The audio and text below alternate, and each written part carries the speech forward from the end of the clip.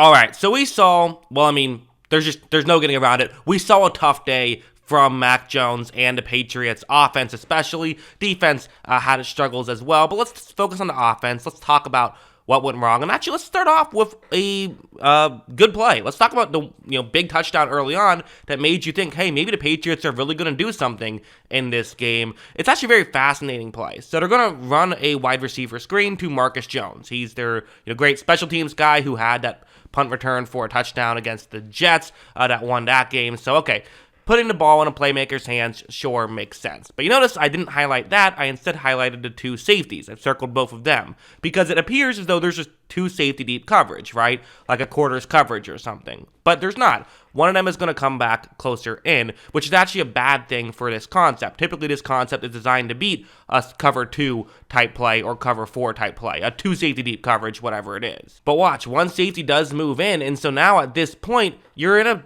difficult situation. Parker picks this up well. He's going to now block the closest guy, and I think most people would expect for Jones right here to go to the outside. That's what you would typically expect on this play. In fact, that's even how Parker is blocking on this play, is he's blocking to allow Jones to get to the outside. Instead, Jones goes to the inside, which completely fools Bill's defensive back, and I paused it right here, which is how he was able to get so far here. So it's kind of one of those situations where, in a weird sort of way, the fact that the Bills actually had the right play call dialed up ended up working against them because one player was in position, but then Jones made a quick move, which now means that he's out of position, whereas if he was further deep, he would have given up more yards easily, but would have probably been able to make a tackle. Even still, at this point, you probably don't expect it to go for too much more. You expect it to go for a little bit more, but maybe not too much more. But this is the advantage of running this play to getting it into a playmaker's hands. Watch as one of the many Joneses for the New England Patriots is able to take it all the way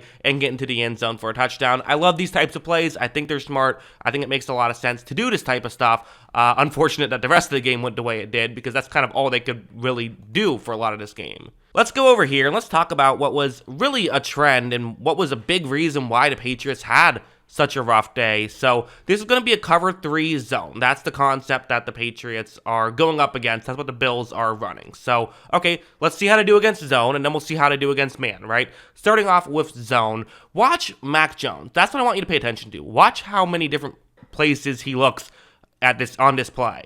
Watch Mac Jones looking. I couldn't tell if it was totally 2 or 3. It looked like it might have been 3.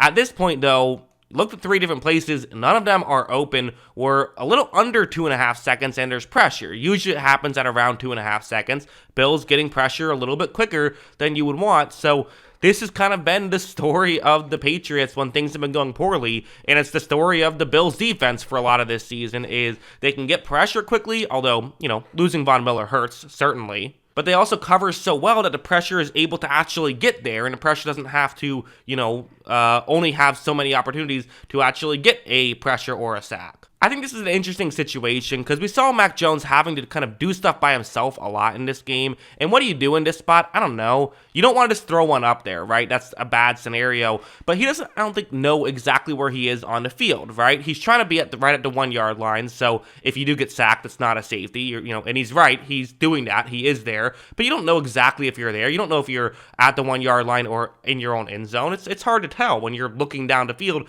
trying to find someone who's open. So when this pressure happens, he just kind of flings one sort of in an act of desperation. Luckily for him, he was at the 1 yard line. He tried to point as if there was someone in the area. I don't know if that was going to work out too well. Luckily for him, it ended up not being too costly of a penalty, but just a good example of what was going right for the Bills defense and wrong for the Patriots offense. So all right, let's flip to the other side then. So if that's what's happening for the Patriots against zone, what about against man? What can they do there? Well, once again, you see Mac Jones look up and nothing is open. There's a stunt that allows some immediate pressure, but Mac Jones, to his credit, gets out of that, fires down the field, and you can see right here, there is a potential window for this throw to be made. It's not wide open. I know it's also a little blurry, sorry, best screenshot I can get, but this is Hunter Henry. I know you probably can't read the number from here, but there's a bit of a window. There's a chance this play can work, but as you see, this ends up being pretty good defense to knock the ball away. What am I saying? Pretty good. This ends up being great defense, and there's just no one getting open right there, and that's just the issue, is I thought Mac Jones, for the most part, when things did break down, did his best and actually did a pretty decent job, I thought. I don't put this loss on Mac Jones at all. I really don't. I just think that this was, I don't think any quarterback comes in here and plays particularly well. Maybe like a, someone who's amazing at that playmaking stuff, like a Josh Allen or Lamar Jackson, Patrick Mahomes, maybe those guys can do it, who are great when plays break down. But Mac Jones didn't do a bad job by any means, and I thought did a pretty good job.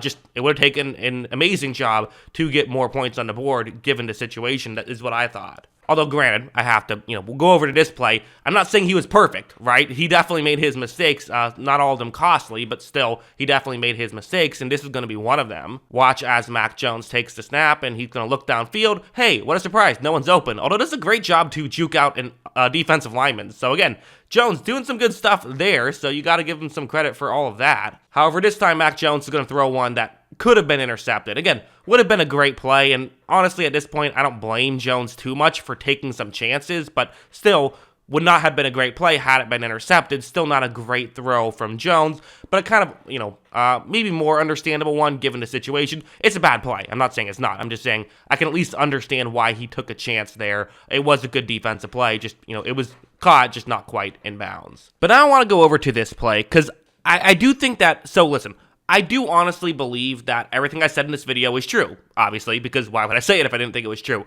But, I do think that that's the main reason why things went poorly. Guys weren't getting open, and on top of that, pressure was coming quickly. So what are you going to do if you're a quarterback?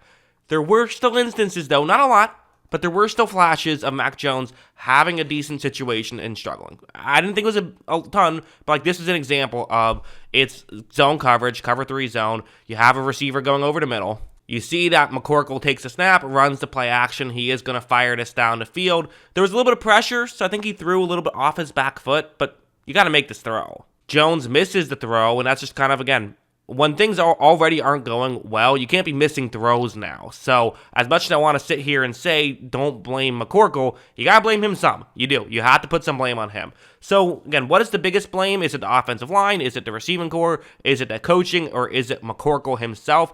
To me, I think the biggest thing was the receiving core and offensive line. Again, tough situation to be in. Then I think coaching does come next. I think McCorkle is the fourth on that option. But still, none of it's doing well this season. All of it has been disappointing, which is why the Patriots have been disappointing, and they're continuing to be disappointing. That being said, though, got to give a lot of credit to Buffalo. Buffalo just played an absolutely outstanding defensive game. This team is so good. When they're on, they're easily the best team in football. They haven't been on every game this season, which is kind of what makes them so unique, is that they have such a high ceiling, but don't always get it. But they got that high ceiling today, and unfortunately for the Patriots, they had to play against them.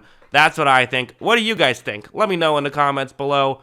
Always love hearing from you. And of course, as always, thanks for watching.